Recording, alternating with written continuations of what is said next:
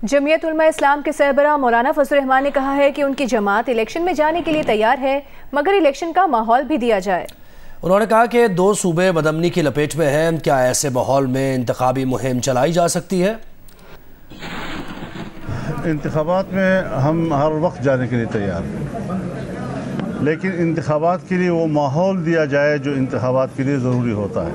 ये 2 सूबे इस वक्त बदअमनी के लपेट में हैं। परसों भी नौशहरा में हमारे जमीयत उलमा इस्लाम के 3 एक बुज़ुर्ग, एक उसका बेटा, एक उसका दामाद दुकान में बैठे हुए तीनों कत्ल कर दिए गए, वो शहीद हो गए। पेशावर में वाक़ हुए हैं। बाजावड़ साने के बाद हमारे 4-5 साथी शहीद हुए वहीं पे।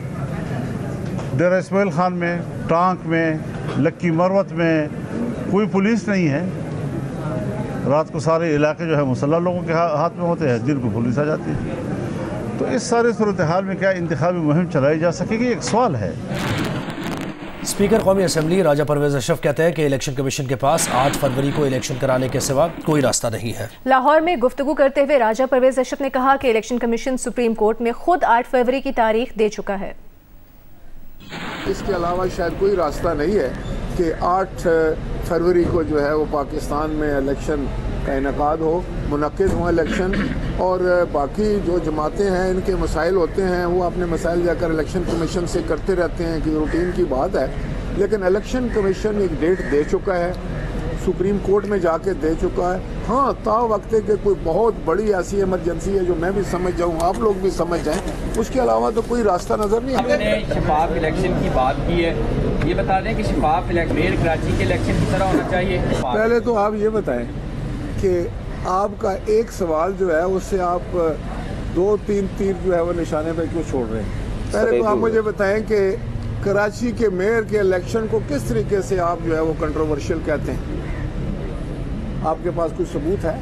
मेजॉरिटी को आप लोगों ने मेजॉरिटी किसकी थी? Single largest party Pakistan Peoples Party थी। वोट कास्ट नहीं करने दिया। अब वो सारे आज़ाद हैं, अब पूरी हुकूमत है। अकबर एस बाबर ने पीटीआई के इंट्रा पार्टी इंतखाबात इलेक्शन कमीशन में चैलेंज कर दिए हैं। अकबर एस बाबर ने इलेक्शन कमीशन में बाज़ाब्ता दरख्वास्त दायर कर दी है, जिसमें पीटीआई के 2 दिसंबर को होने वाले इंट्रा पार्टी इलेक्शन कलअदम करार देने की इस्तदा की है। दरख्वास्त में कहा गया है कि इलेक्शन कवायद व ज़वाबित, शेड्यूल, कागजात नामजदगी और तरीक़ाकार का नहीं बताया गया। 2 दिसंबर तक इंतखाबात के बारे में मालूमात पीटीआई वेबसाइट पर नहीं थी। सियासी जमातों में जाली इंट्रा पार्टी इलेक्शन का अमल ख़त्म किया जाए, तमाम बड़ी सियासी जमातों को इंतखाबी क़वानीन और ज़ाब्तों का पाबंद बनाया जाए। इलेक्शन कमीशन ऑफ पाकिस्तान से ये इस्तदा की है कि वो पाकिस्तान तहरीक इंसाफ के ये जो जाली इलेक्शंस हुए हैं, ये जो फ्रॉडुलेंट इलेक्शंस हुए हैं, ये जो फेक इलेक्शंस हुए हैं, ये जो रिग्ड इलेक्शंस हुए हैं, इनको कलअदम करार दें। मैंने अपनी दरख्वास्त पे ये लिखा है कि इलेक्शन कमीशन का ये वक्त आ गया है कि इंट्रा पार्टी इलेक्शन जो कागजी कार्रवाई होती है, जो एक नाटक होता है, ये ना सिर्फ पीटीआई में बल्कि बाकी जमातों में भी होता है। हम समझते हैं, मैंने लिख के दिया है इलेक्शन कमीशन को कि आप तमाम जमातों को उससे गुजारें। तहरीक इंसाफ के रहनुमा हामिद खान कहते हैं कि लाहौर में वो गुफ्तगू कर रहे थे। उन्होंने कहा कि पीटीआई के इंटर पार्टी इलेक्शन वैसे ही हैं जैसे बाकी पार्टीज़ ने कराए। नून लीग, पीपल्स पार्टी, जेयूआई के अहदेदारान बिला मुकाबला मुंतखब हुए। इन लोगों को पीटीआई के इंतखाबात पर क्या एतराज़ है? जब बुशरा बीबी के साबिक शोहर खावर मानिका के बयान की हैसियत नहीं है तो उसके मुलाजिम के बयान की क्या हैसियत होगी? अभी आपको बताएंगे, नेपरा ने बिजली की फी यूनिट कीमत 5 पैसे महंगी करने का नोटिफिकेशन जारी कर दिया है। इस नोटिफिकेशन के मुताबिक इजाफे का इतलाक के इलेक्ट्रिक और लाइफ लाइन सारिफिन पर नहीं होगा। बिजली अक्टूबर की फ्यूल प्राइस एडजस्टमेंट की मद में महंगी की गई है। इजाफा दिसंबर के बिजली बिल्स में वसूल किया जाएगा।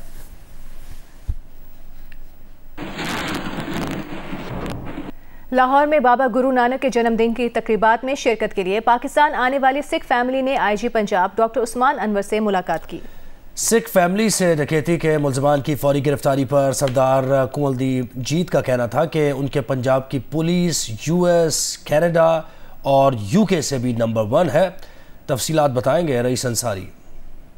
लाहौर में डकैती से मुतासरा सिख यात्री फैमिली के सरदार कंवल दिलजीत सिंह, सरदार जरनैल सिंह, रविंदर कौर और सरदार हरपाल सिंह ने IG पंजाब डॉक्टर उस्मान अनवर से मुलाकात की और डकैती के मुल्ज़िमान की फौरी गिरफ्तारी, रकम और सामान बरामद करने पर पंजाब पुलिस का शुक्रिया अदा किया। कंवलजीत सिंह ने फौरी रिस्पॉन्स और रिकॉर्ड वक्त में मुल्ज़िमान की गिरफ्तारी पर पंजाब पुलिस को बेहतरीन फोर्स करार दिया। उनका कहना था कि IG साहब आपकी टीम कमाल है, पूरी पंजाब पुलिस ने भाइयों जैसा प्यार दिया है। मेरे इस पंजाब की पुलिस USA, कनाडा और UK से भी नंबर 1 है। मेरे को शब्द नहीं है IG साहब ਤੁਹਾਡੀ टीम कमाल है, इस तो उत्ते मेरे को कोई शब्द नहीं है। मैं सारे का IG पंजाब का कहना था कि आपके इजहार तशक्कुर के आंसू और प्यार हमेशा याद रहेगा। सिख भाइयों के पंजाब पुलिस पर भरपूर एतमाद के शुक्रगुजार हैं। मुल्ज़िमान की गिरफ्तारी के लिए 1300 कैमरों से ट्रैकिंग की गई। तहकीकात के दौरान ऐसी वारदातों के मजीद 7 गैंग्स के मुल्ज़िमान भी पकड़े गए। साड़ी बड़ी मेहरबानी कि तुसी इंतज़ार किया, साढ़े ते फेथ किया ते जेडे तुसी अल्फाज इत्थे बोले। We are very happy that you are still here and we are extremely pleased। इस मौके पर सिख और मुस्लिम भाईचारे का केक भी काटा गया। उनका कहना था कि मुल्ज़िमान को करार वाकई सजा दिलवाई जाएगी। लाहौर में अमरीकी काउंसिल जनरल क्रिस्टिन हॉकिंस ने चाइल्ड प्रोटेक्शन ब्यूरो का दौरा किया और ब्यूरो में बच्चों को फराहम की जाने वाली सहूलियात पर इत्मीनान का इजहार किया। अमरीकी council general Lahore Kristin Hawkins child protection bureau पहुंची तो चेयरपर्सन सारा अहमद ने उनका इस्तकबाल किया। सारा अहमद ने उन्हें चाइल्ड प्रोटेक्शन ब्यूरो में मुकीम बच्चों के तहफ़्फ़ुज़ और फलाह के लिए उठाए गए इक़दामात से आगाह किया। क्रिस्टिन हॉकिंस बच्चों के हॉस्टल गई और उनका अहवाल दरियाफ्त किया। अमेरिकन काउंसिल जनरल ने चाइल्ड प्रोटेक्शन ब्यूरो के schools, computer lab, stitching classes और म्यूज़िक क्लासेस का भी दौरा किया और बच्चों को फराहम की जाने वाली सहूलतों पर इत्मीनान का इजहार किया। US काउंसिल जनरल ने बच्चों के साथ केक भी काटा।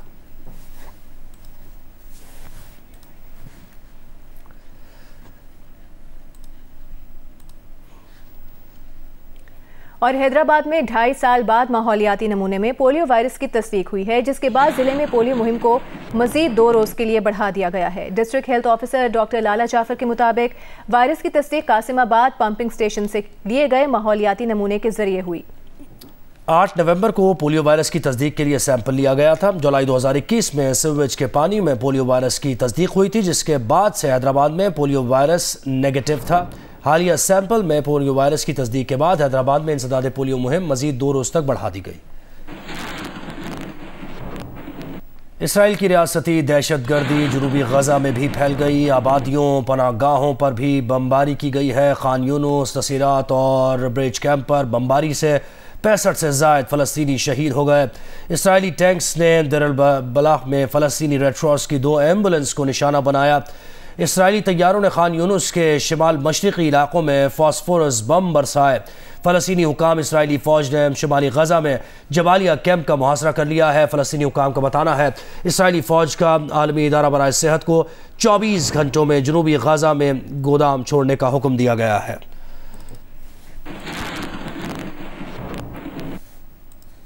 दोहा में खलीज ताउन इजलास के बाद कतरी वज़ीर आज़म और वज़ीर ख़ारिजा शेख मोहम्मद बिन अब्दुर्रहमान आल सानी ने न्यूज़ कॉन्फ्रेंस करते हुए बताया है कि GCC इजलास में गजा में फौरी जंग बंदी की कोशिशें जारी रखने पर जोर दिया गया है। गजा पर मुसल्लह जंग को रोकने के लिए शराकतदारों के साथ राबते जारी हैं। फ़लस्तीनी अवाम को झुकाने के लिए इमदाद रोकने का हरबा नाकाबिल कबूल है। कतरी वज़ीर आज़म ने कहा कि सबसे पहले जंग बंदी को रोकने पर सारी जदोजहद मरकूज़ की जाएगी। खलीज ताउन काउंसिल के सरबराही इजलास ने गजा पट्टी की सूरत हाल पर ठोस और मुश्तरका मौक़िफ़ अपनाने के लिए कामयाब रहा है। इजलास में 2 रियासती हल और फ़लस्तीनी अवाम को मुकम्मल हुकूक़ के उसूल पर जोर दिया गया है।